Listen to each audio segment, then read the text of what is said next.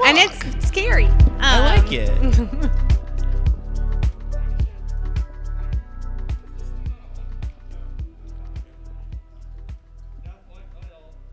I mean, there's not a whole lot of us. We could probably not even use these. There we go. That's true. Okay. Right, we could just talk. For all the references is that play on in RWBY, I hope you at least get this one. But that's not my question. So, since the Connect crossover with RWBY and BlazBlue, man, I cannot talk. No, you're fine. Okay. Would you guys like to be in crossovers with other fighting games such as Mortal Kombat or Smash? Well, yeah, why not? I mean, that sounds like fun. Yeah. I mean, I think if you ever say, would you like to work more? It's a yes. We're going to be like, yeah. We're about Working that. actors always want to work. Excellent. If I had to pick, I think Smash Bros. Would be my preference over Mortal Kombat. That's very violent. Yeah, I don't want to see Oscar get No, roughed oh my up. God, that'd be terrible. Yeah, like get a fatality on him. Yeah, exactly. Oh, man. No, that'd be so. You'd want- End him. No, don't end him. You want to see Nora do all that damage. just hit him with your hammer. All right. 4. I can see Nora probably doing a couple hurts on that, but Smash. I'm the same. Yeah. I'm chewing gum. I gotta stop. It's driving me nuts. Sorry. It's all right. Thanks for coming. Yeah, next query, question, comment? Heather. Also a good walk, good pace. My question is for Samantha. Yes. What is it like playing Nora? I've always wondered. Well, she's a ton of fun. I mean, I'm very similar to her, as you can tell. But it's incredibly energetic. It's all. What I like about playing Nora is that I can play, like, the humor can be any way that you want it to be, because she's kind of just like a fireball. And also, the way that they've been writing her more is that she's got more levels, she's got more dimensions, so I get to bring that out within her as well. Like, I just had a session for the upcoming season, and I really, really like where they're taking her, and I think this upcoming season is going to bring, like, a lot of conversation to the table. But overall, like, I got to do efforts, so you know what those are. It's when we get to pretend that we're fighting or kicking and punching and getting hurt, and those are... It is exhausting, like for any actor, but when I play particularly Nora, I mean, I give it 200%, and I am swinging stuff. If I can, like, physically pick up something, I will, and, like, to give it that extra oomph, just because I know that's what she does, So it's incredibly fun, and they've just really written her well over the years, and it's a good time. That's cool. Yeah. Great answer. This has given me some questions. In your booth Yeah. that you record from, is there like a big window? Can they see you swinging this stuff around? Yeah. Like, Yeah. it used to not be that way. It used to be like this tiny little window in the door, Yeah. and then you'd like peek through, and how was that? Was it good? But now it's a huge window, and it's like they have like this own like little lounge area that they sit in, and the space is a lot bigger. It used to be very small, so. That would always kind of be hard to do. Is like, Yeah. you have a smaller space at Funimation, right? It is a little smaller, yeah. Well, it's Sound Cadence is where I record for. Oh, for okay, RWBY. okay. And then Oh, well, that's good. the Funimation booths, they vary in size. Oh, they Some do? of them are whisper booths, like little closets. God, that's gotta be so hard, though. Sometimes it's nice. So like if I'm doing like a mecha show, then having like a tiny little whisper booth, I can like grab both the walls and feel like this is yeah. my cockpit. That's a good one. Yeah. That's a good, no, that would work definitely I using feel like the they should atmosphere. plan it like that, but Well, it's just coincidence. yeah, exactly. I had another one, but I lost it. Hi, what's your question?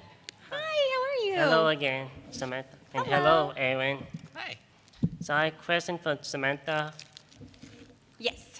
The question is, when you did the RWBY televised series, what was it like doing the gaming version of RWBY? Well, that one, because that was just efforts in a few lines here and there. But that was a lot of fun. And the guy that I got to record with, that was kind of one of his first experiences getting a voice actor to record for the video game. So it was a experience for both of us because I also hadn't done a video game yet either. So we were both learning from each other, and I used some of the stuff from the sessions, and we played around the whole time. That's what we did, and that was a lot of fun. It's very interesting to play the RWBY video games. Yeah, I have, first off, I'm not good at video games, so I do not play the video game. But I get to hear a lot of people say that Nora is a lot of fun to play on the arena game. And so, like, she can kill a lot, or, like, she can hurt. I don't know She's this good at language. the hurt kills. She's at hurt kills. Gets the points, I bet. I think it's the points. I think yeah, when she you do gets, the hurt kills, then the you points. get a lot more points, and Yeah. she can, like, cover a lot more ground. But She's got good AOE, I bet, with the hammer. Right? Sure. Area of effect. Yeah. Yeah. Sure. I don't know. Sure. But yeah, it was just a lot more fun and a little bit more freeing because it wasn't a whole lot of structure to it. Thank you, Samantha. Thank you. It's nice seeing you. Nice to see you. Have a good weekend. Thank you. Hello. Hey, you look great. Thank you. It's for the question for both of you. How do you get into the mindset of Oscar and Nora? You start out. Getting into Oscar's mindset isn't too difficult because he's just kind of like a nervous boy, so I just revert to being 14. And then I'm like, all right, what's the situation? Oh, I don't like that at all. Oh, man. Getting into whenever Ozpin speaks through Oscar, that takes a little bit more. Then I have to be like, okay, I'm fancy, but also very... Do you record those separately?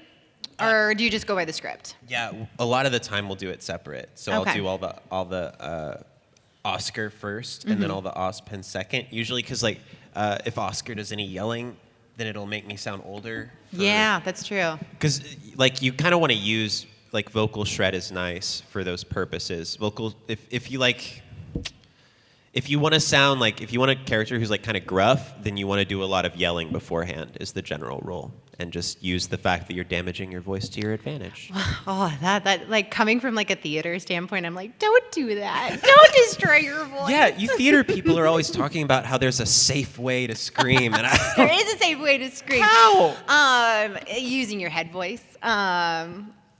You a head voice and a chest voice. Yeah. So use your head voice and instead like of your chest I voice? use like my nasal. I go up into my nasal cavities to like do like a scream of I some thought you were sort. supposed to do it from your diaphragm. You can do it. Yeah, well, all the air is coming from your diaphragm. Okay. But once if you're doing it in with your neck and stuff, like obviously it's like vocal fry. But yeah, there's like I think it might be harder for men though in general because like I can go high pitch and that's perfectly fine. But maybe for men if they have to like yell, I don't know what you guys do. I'm assuming like it's probably harder. I don't know. I don't know. I always thought it would be about the same. 'Cause, Yeah. You know, the equipment's about the same. The equipment is the same, but I feel like are we using the same part of our instrument to make the same Right. kind of So sound? like if I need to sound manly and angry, Like then you have to it's have hard a to deeper. use a head voice for it. I see your point. So I've never had that problem. Okay. No one has ever cast me to be manly and angry. For some reason, I'm not the first person they think of. It's What? weird. That's crazy. Yeah. No, I love your voice. I think your voice is so thanks. good for you can play both childlike and villainous. That's such a nice range. I really you. think so. Appreciate it. I just have to remember who I'm playing that day and get into that. And I usually do vocal warm-ups on the way to the session, and I'll do that in the car. And then once I'm there, I'll have like a saying for each character to remember what cadence I'm in or what kind of tenor I'm in. So for Nora, I'm always like, Nora! And I remember that's where I'm at. This is where I'm at vocally. And I usually have, my body also just naturally goes into a different position for each one. And like for Camp specifically, I like go back and forth with all of them. And my body shifts with them, with my voice. And sometimes for them, I have to hear them back a couple times to make sure I'm not going Sasha will go down to load, Aaron, and Tabby's pretty, I don't know, she pretty much stays the same all the time. But I try not to go into Nora voice with Tabby because she's also high pitched. But yeah, it's just trying to, I find that little thing, that little word that I want to use, and that helps me get into it. That's a cool question. Thank you. Thank you so much. I love your voices so much. Just the last thing is like Nora and Oscar is one of my favorite characters. They're good. And with both characters, it kind of gave me confidence, kind of, because I don't have a lot of it, a whole lot. So especially with Oscar, because I have a connection with him, and how you do the voice really, it kind of fits with him because I usually am so hyper all the time, but like at school, I'm kind of like a shy type, kind of, because I don't have a lot of friends. So I just kind of get scared a lot, and I kind of feel confident, make me feel confident when I see Oscar and how he can do all the thing from a farm boy to where he has to go fight now. Yeah. Thank you so much. That's really Yeah. sweet of you. Thank you so much. Thank you. I think it's amazing like how characters can get us through situations like that. You know, like growing up and watching films. Even just like, I remember even watching Rugrats as like a young, I don't know if any of y'all know what Rugrats is, but like, thank you all the 30-year-olds in the room. Wait, hold up real quick. Raise your hand if you don't know what Rugrats is. Oh, thank God. Raise your hand if you've never seen an episode of Rugrats. Okay, good. Yeah, so we're the majority. Okay, good. Well, there were a lot of, especially with that show, it felt like they really pulled each other through some trying times as babies, you know what I mean? And like, they had very beautiful episodes, and I would remember thinking about a character or a time that like Tommy Pickles was like going through something, and that always like helped me out when I was at school or if I was at drama camp and I was, you know, always nervous to talk to the other kids and stuff. And but yeah, it's just amazing how characters can do that for like all of us, and this is really nice to hear. Yeah, for the record, I was too scared to audition in person for any theater until my senior year of high school. At which point I'd already been voice acting for like, I don't know, like 7 years or something like that. Yeah, because the voice acting, like I'm in a booth with people that I've known. Yeah, it's so like, different. Yeah, it was less scary to me. And like I was shaking whenever I did my first in-person audition. So like I feel you on the nerves thing. I've been there. Oh yeah, we all Stay have. strong, it improves. Yeah. Okay, this is for either one of you or both of you. You can answer if you want. Were you guys like, did you guys decide to like audition for RWBY, or were you chosen by the production crew? What's yours? I want to know your story. I don't know yours. So I got online a person that I'd worked with at Funimation some, Marissa Lenti, forwarded me the audition, and she was like, I don't remember if she said they'd like to hear you audition for this or just I'd like to hear you, but at the time, like she was making a lot of inroads with Funimation people and people in Austin. Okay. And so yeah, I sent in an audition for it, and it's actually like one of the only. Normally, when I send in auditions online, I'm like, all right, well that happened. Oh yeah, there's just so many people up for the role, and you're like, you just send it out into the ether, and it's like you'll never see that again. Yeah, and that's the healthy attitude to have about it. But with this one, like when I did it, I was like, wait, that felt good. I think I got this one. And like, it's not good to do that, but I did it anyway. Well, you should have. I feel like I think you're perfect for the role. Seriously. That's very nice. For me, I did a show with them. I did Red versus Blue, and which whoop whoop, give it back to the project freelancer. I thankfully they had an open casting call for that, and that's why I got to audition for them. Yeah, which they don't do anymore. And I think that was like the only time they actually had like an open casting call. That's awesome. And so a bunch of like, that's how me and Jen are from the theater world, and Shannon had already been working with them for a while. But and Jen and I know a bunch of the same people. But yeah, so I got to audition for that, and I booked CT, and then I found out at a rehearsal for a show I was in at the time in Austin, and they said, hey Sam, are you gonna be in that new show Rooster Teeth's doing? And I was like, What new show? I haven't heard anything. And so like that night, I emailed somebody I knew, and I was like, what's going on? I want to audition for a role. Is there anything I can audition for? Is there an opportunity? And they were actually going to reach out to me later on that week for Nora. And so I just went in and I got to audition for her. I know I was like up against some like big YouTube people, like Hannah Hart, I think was auditioned for the role too.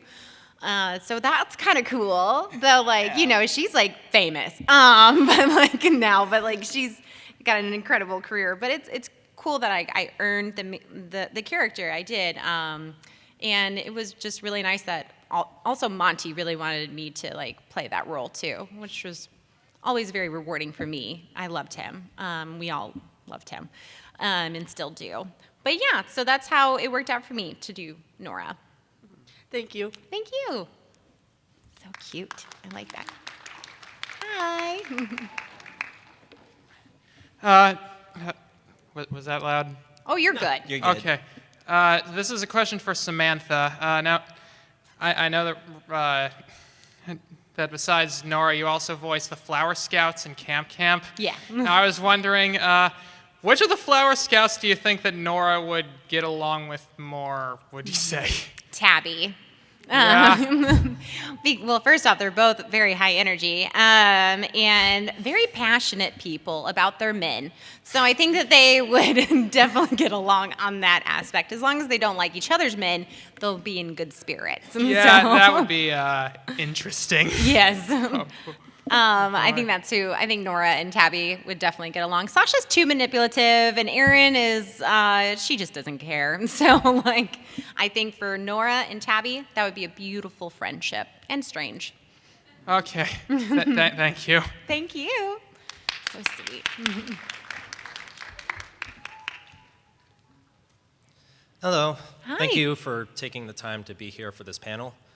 This is so freaking cool. Thanks for, like, having us come to SacAnime. Like, this is awesome. Okay, my question is for both of you. If both of you could say one thing to your respective character as Nora and Oscar, what would it be?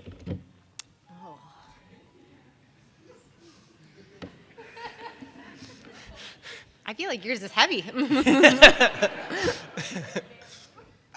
It's something, I can't concoct it right now, but it needs to be some sort of warning about,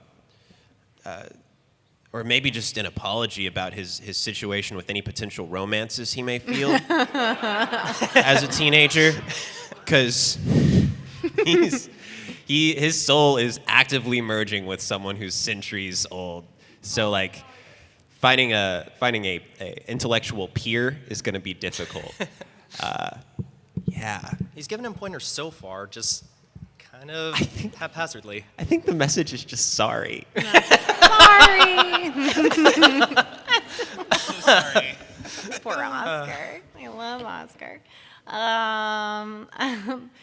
I want to say one thing, but What's the thing you want to say? I can't. So Wait, can you tell me? I can later. I wanted to like rub it in all of your faces. But I think for her is keep doing what you're doing, girl.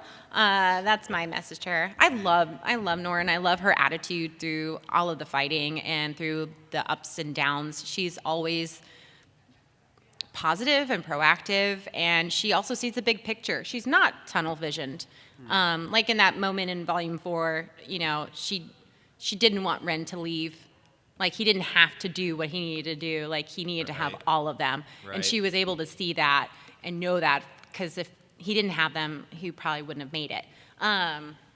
So I just think, keep doing what you're doing, girl, is what I would say to her. All right. Thank you so much, Allegory Luke Skywalker, and the Queen of the Castle. Oh, thank you. Thank you. You're the Skywalker? I think you said allegory, Oh, okay. so I have to think on that. Yeah. I think I'm a little short for this mic. Can you move it down? Yeah, there you you can go. angle it. There you go. It's really nice meeting you two. I've enjoyed the show for years. And my question is what your favorite thing is about being a voice actor? I think it's like, it feels a lot, I'm a big gamer, and I have been since I was pretty young. Like, I wasn't allowed to have a video game console, but I was allowed to have a computer because I don't think my dad understood that computers could play video games. So then I got Morrowind, and I would play that from like midnight to 6 a.m. like pretty much every day of summer break. Yeah, because if I tried to do that during the daytime, my dad would catch me and be like, "Get the hell off that thing." Anyway. Oh my God. I have 2 boys. I need to keep an eye Oh, yeah. on them when they go. You should be like locking that up at night. If they have consoles. I don't know. Yeah, they do. Okay. My point is that voice acting feels like being in an RPG, like in its best moments. Like I feel like I'm role playing as someone else, or like playing Dungeons and Dragons or something. Except that like if something doesn't come out exactly how I want it to, like if I'm not making the best of the situation, I get to try it again, and like basically become like the best version of whatever this character is, because I get to do multiple takes. So it's really nice. I think my favorite thing is just coming from, because I'm an actor, and I don't have to like be worried about how I look for a role. I love that, because I'm only going to get so many roles being who I am, and it's a little stunting as a creative when you want to do more and you want to be given more opportunities, but there's a stereotype, and there are directors that want to see you in that pigeonholed self, and that's where you're going to always be. Hopefully that's not always the case for people. Like, Meryl Streep plays kind of like anything and everyone, and she's amazing at it, and she probably plays me better than me. But in voice acting, a lot of it does come from just like the quality of your voice, but, considering I get to play the characters that I do, I mean, I wouldn't get to play somebody like Nora in like a live action film, I feel like. I definitely probably would not get to play a mean girl in a film. And that, like, I've always wanted to play villains, but nobody's ever given me that opportunity. I've never even auditioned for a villain. And that's like something I've always wanted to do. So this is fun that I've gotten to play roles that I just thought I wouldn't get to. And yeah, you can show up to work and look like it's awesome. You could do it in your PJs if you wanted to. So I love that aspect of it, but it's a little more freeing, I think. Well, thank you. Thank you.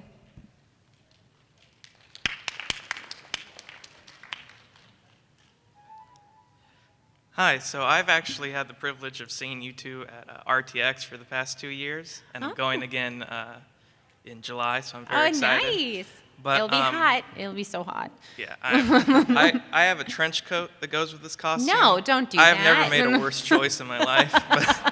But my question goes to both of you. So over your time working on RWBY, or I guess any production if you want to talk about it, has there been a scene that's been really important to your character that took a lot of energy and was really difficult to capture how you wanted it to? I may have talked about this already, but definitely like when Ozpin first like takes me over, that was super challenging. And like it was at a point where I wasn't getting the scripts in advance. I do get them in advance now, so like I had not You been didn't like get that script in advance. no. Oh no. I had not been practicing my Ozpin. So I was like, okay, all right, well, here we are. They had already recorded Shannon, so I got to hear him. So first I did a what we call a Pete repeat. I don't know what the Pete is supposed to be. Like, it's like Simon Says, to say what Simon says, like Simon said it. So Shannon was Simon. I don't know why I'm using this allegory. Yeah, anyway, so I listened to him and I did my best to like parrot him perfectly. And so that gave me some basis. And then also, luckily, like I was a fan of the show and like had watched all of it like right after I auditioned. Yeah, before I'd gotten the part. Anyway, Get your hopes up. That was tough. That was God, tough. that's got to be no, that's like on the spot. Yeah, and Shannon has a very like specific and like peculiar.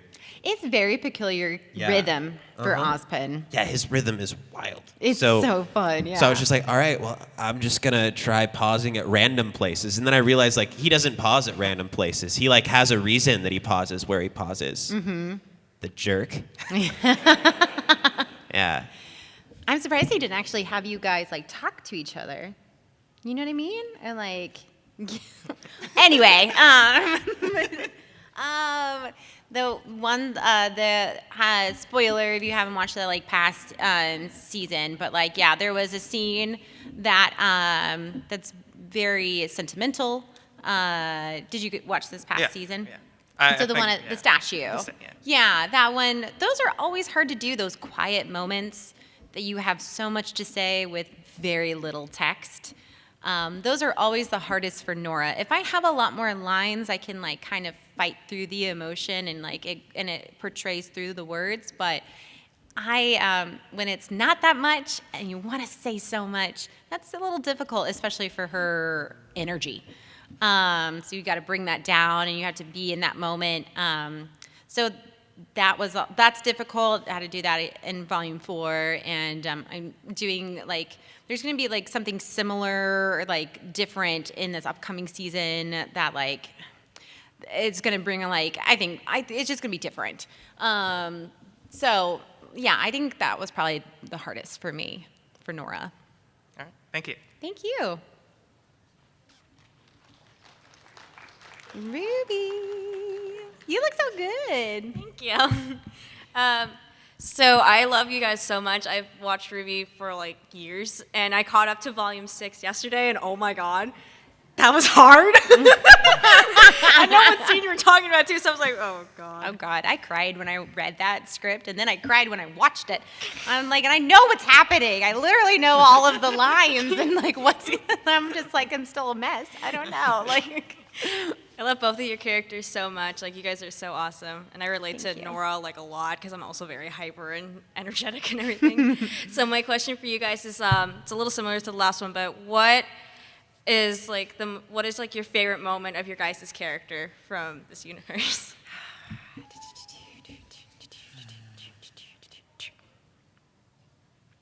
Oh, man.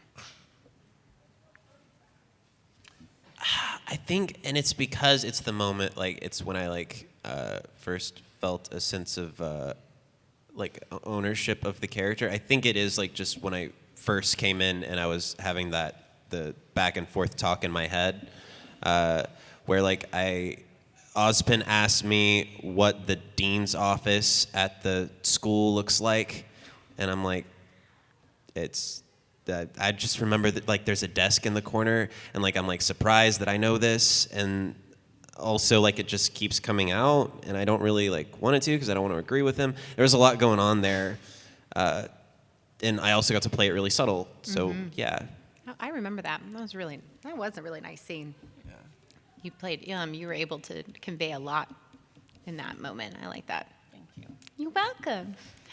I don't know. Man, there's a lot of like, because I love the ones where she's just short and like to the point, you know? Like I absolutely love that. Like one of my all-time favorite ones is like, you know, and this is like coming from like volume 1 or 2. I get like we'll break his legs. You know, like I like moments like that where like it's so like out of nowhere. Like everyone's talking about like how are we gonna deal with this bully, and she's like, well, we'll just break his legs. And like you know, like to the point. To the point, and like how much harm can it do? But I love them clean break. Yeah, make them clean. They'll heal fast. But I like the moments where she's like defending Ren, especially in this last one about getting her man and everything. And so like, yeah, I think those are the moments that I really like with her getting to play. Is just like the short to the point, and it usually brings a comedic moment for like all the hell that's happening in that time. So, yep, that's it. Thank you so much, guys. Thank you. Hi. Hello, Samantha. Hello, Aaron. How are you, Hi. How are you two doing today? Good, thank you. So, aside from the voice acting that you do for the characters for RWBY, and all the work that you've done, though, I'm a side writer and director for myself. So, Very cool. Coming from your background, you guys have that background as well. So, what would be some of the challenges you face when you write and/or direct, and how do you overcome them while you work? So say that last part again one more time. Just say the whole question again. Oh, sure. What would be some of the challenges you face when you write and or direct, and how do you overcome them while you work? I don't direct anymore, but I was writing or adapting the scripts because this is for anime dubs, so the scripts are already written, but I was adapting scripts and directing for like a year or so. I was doing that working at night, and I think the hardest part was just like, it was a 7-day work week. I mean, so like I would direct at nights like 6 to 10 every night, and then on the weekend I would write the script that I would then direct again. I did that for Nanbaka, which is my baby, and it's probably my favorite dub that I've been a part of, even though like I barely act in it at all. As far as challenges, oh gee. Yeah. Well, like, because I do, I write and direct on the side for my own stuff. I'm not a natural writer, so it's hard for me. If I have an idea and I like it, then I love to write it. But if I'm not really committed to it, it's more painful. And then I usually let it go. Because if my heart's not in it, then I'm just recently I actually had to put off a project. I was supposed to direct a short film. I didn't write it, and I wasn't going to be in it. I was just going to focus on directing and producing. And it's a whirlwind with my family right now, and I'm traveling a lot more for cons. It's just going to be a busy summer. And I just wasn't prepped enough to be a leader on set. And so I just told everyone, let's take a beat and push this back a couple of weeks so I can be 100% in this project, because I don't want it to falter because I'm not 100% in it. I had to be really honest with myself. I'm not the kind of person that doesn't see something through. So it literally, I was dying when I was writing the email to my cast and crew, and I was just like, I'm sorry guys, like I gotta put a pin in this. I love directing and acting at the same time. That's my favorite thing to do. I wish I could do it all the time, but I don't. Maybe one day I will, because I come from a Meisner method of acting. It's a lot of in the moment, and I feel if I have a very clear vision as a director, and I'm in a scene with another actor, and the camera is on them, I know when it's a good take for them, because I'm in that moment with them. And afterwards, I can talk to them as a director. I can go into my director brain even after being in a moment with them as an actor, because I'm just completely into them. It's always about going to your partner. So those are things that I really like. But coming from like the writing and directing world, I just find that my writing isn't strong, and I feel self-conscious about it. And so, but I'm also kind of the director that like the script is just a script. We can throw it a little bit if the actor has a more natural way of saying it, or if there's a moment that's not working. I love to make that, like, let's play with that on set. Because if you're prepared and you have a great shot list and you're ready to go, you should be able to play while you're on set. At least I think so. I mean, you hear about David Fincher and he does like 64 takes and like something insane, but like I'm not like that. But I think it's the more prepared you are, the better you can focus on your roles as a writer and director. The more prepared you are, and also passionate about the project. I know that was a really long answer, but I'm just like, I love talking to other. I'm assuming you're a filmmaker. I'm working up to trying to be one right now, so I'm actually not only a writer and director, but I do my own work, such as 3D animation, 3D modeling, 2D animation. So you're like already, you're like in all over that the world place, yeah. too, which is like on top of it, there's so much more involved in the animation world when on top of writing and directing. Yes. So I don't know how your brain works, because I'm assuming your brain is a little bit more of like a visual brain. But I wish I had something more to go off on that. But I think, I don't know. I'm assuming if you're opening up your brain to what you're seeing visually when you're writing and directing, I bet you're like knocking things down. I don't know. I wish I could talk more about that, but kind of one of the methods though that I kind of actually do. I kind of picked this up from Hayao Miyazaki's that like instead of writing the script, now he actually storyboards this shot, so because he wants to have it visually done, and then whenever they want to have writing, it says like, okay, through the visual work, how can we make this? How can we write the script through? Wow, this so you start with your storyboard first, yes. And then you go into the nitty-gritty of your writing. Correct, yes. I love that. Is that how all animation is? Not all of them, but this is just somehow Mr. Miyazaki, like, first, or how he likes to work into it, and then I kind of just grasped that. So I was kind of like, hey, you know, that's kind of like how I grasp it, where it's just I visualize it, and then I'm like, okay, I have it. What would it look like if I wrote it down next? Nice. I like that. That's a really interesting method to think from. So Absolutely, yes. you gave me a little bit of advice, so thank you. Oh, no, thank you so much for all your talents, and thank you so much for coming to Sacramento. Enjoy your convention. Thank you. Thank you. Thanks. I felt like I was watching his camp. And tell me more.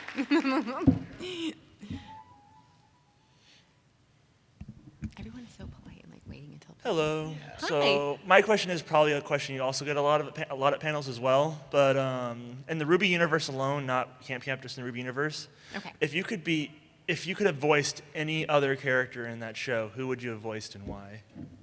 Do you have one? I would be one of the Grimm. Which one? The scariest of all Okay. of them you would find upon hearing the voice I did, which would be very spooky. Very spooky. Yes. Cinder, hands down, Cinder. Well, before the voice kind of went away. But I loved Cinder from the start. I like that. Sly villain, kind of or Salem. Oh, Salem would be cool too. But she's more powerful, and she like fills a room. I feel like Cinder kind of slithers in a room. I kind of like that about her. Yeah. Well, if you did do Cinder when she lost her voice, you would just be paid to grunt all day. Yeah, exactly. That's pretty awesome. Thank you. That's an easy day. Thank you very much. Thank you.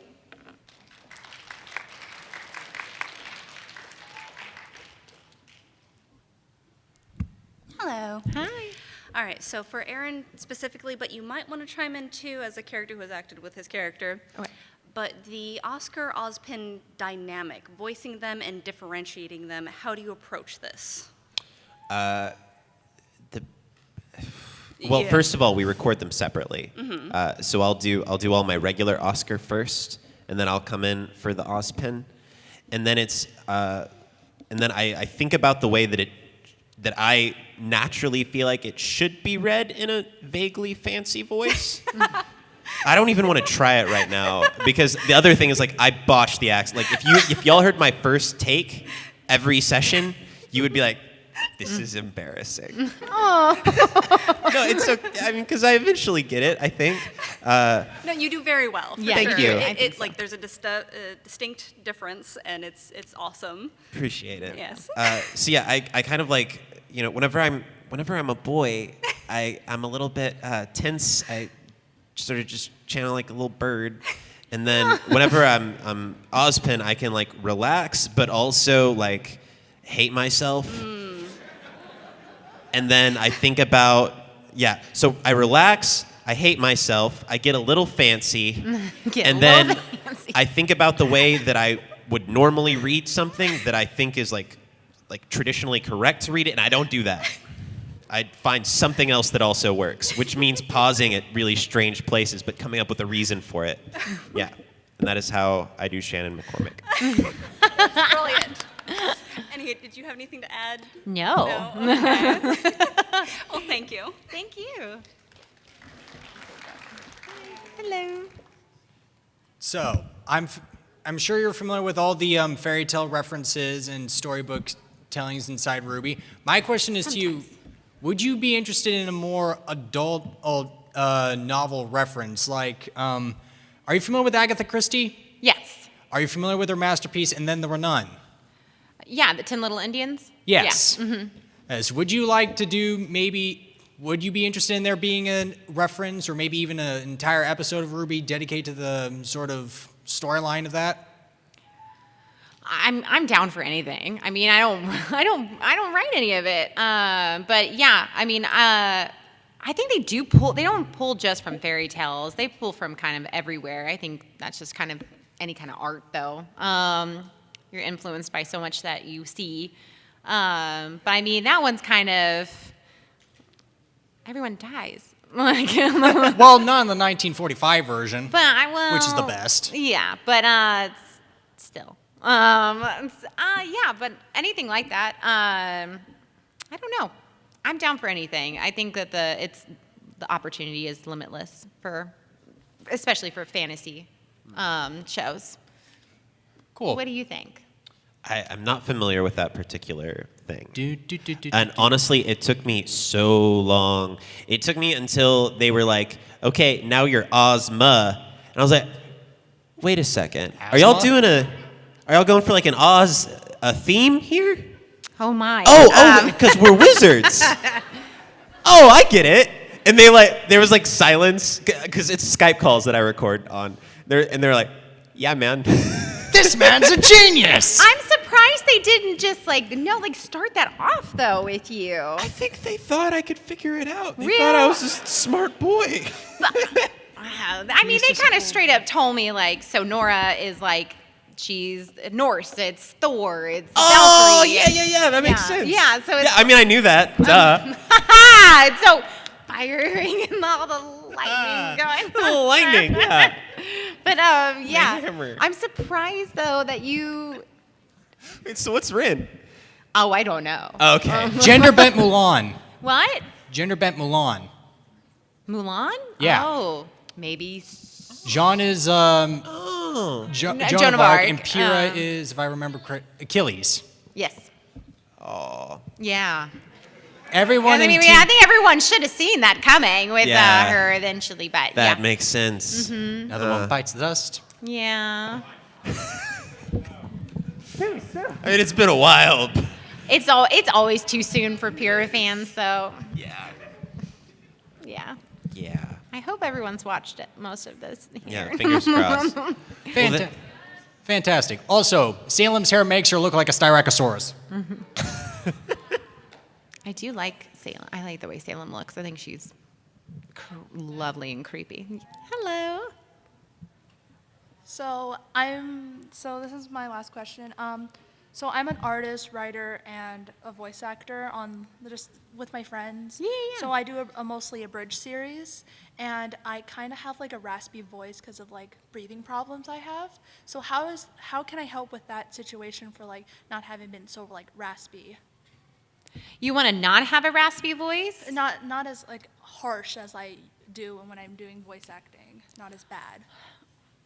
First of all, your voice sounds very smooth right now. Yeah. And also, your cadence is good. So it doesn't sound like... It sounds like if you talk conversationally, the rasp isn't necessarily there, and it may be just something that you're associating with.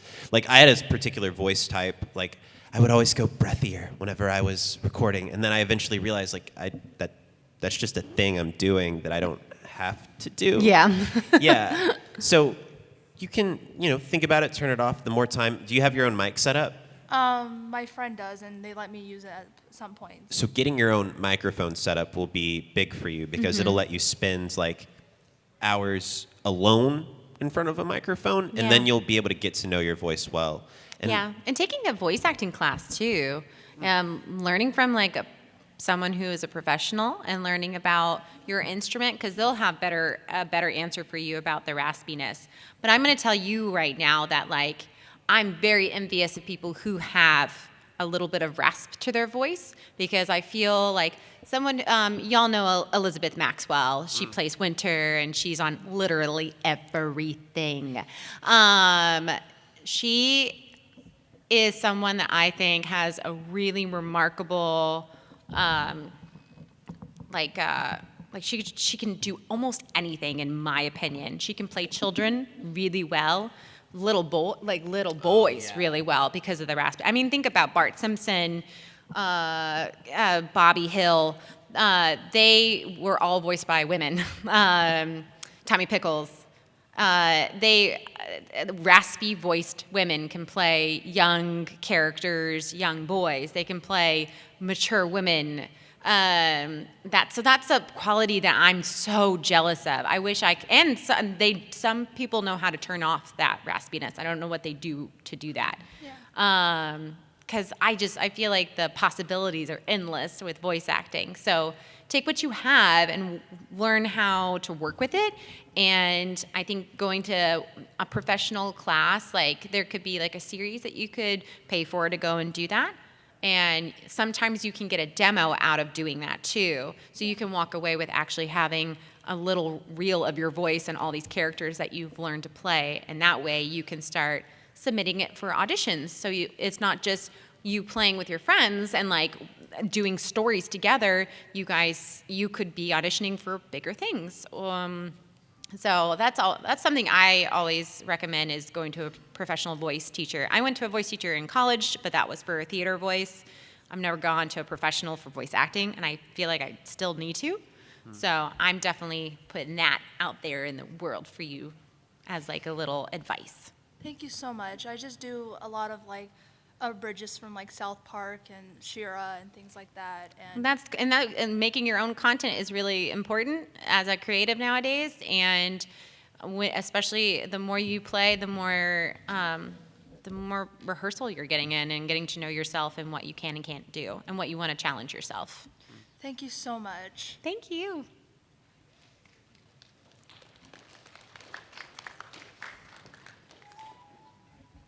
Okay, so both of you can answer this. So out of all the maidens that we know from RWBY, which one would you guys want to be?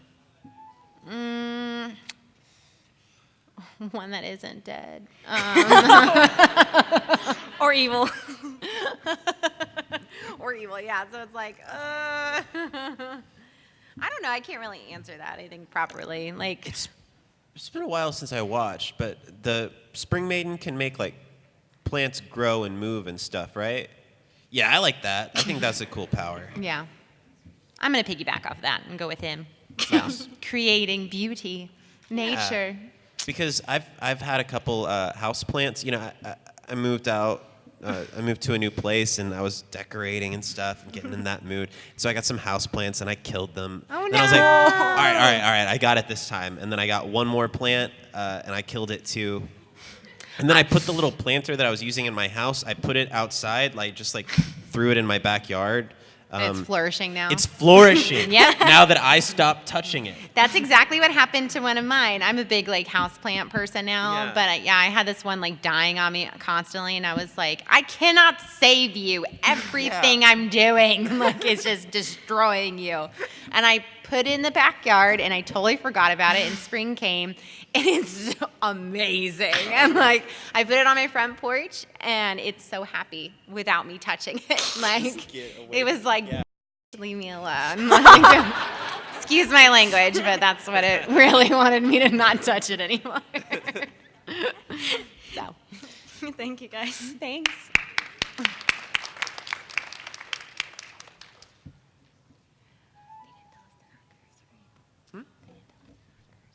So, as voice actors, you guys have definitely played a plethora of different characters.